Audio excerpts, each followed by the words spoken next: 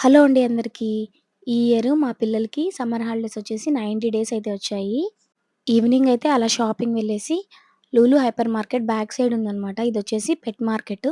అక్కడికైతే వెళ్ళాము. ఇక్కడ అన్ని రకాల పెట్స్‌తో పాటు నాటుకోళ్ళు, కమ్ముజులు కూడా దొరుకుతాయి. ఒక నాటుకోడి వచ్చేసి 3 కేడీ అలా చెప్పారు. పుంజైన అదే ప్రైస్, ఇంకా పెట్టైనా అదే ప్రైస్ అనమాట. ఇంకా కముజు పిట్టలైతే ఒకటొచ్చేసి హాఫ్ కేడీ చెప్పారు. మేము ఎప్పుడు నాటుకోళ్ళు కావాలన్నా ఇక్కడికే వస్తాము.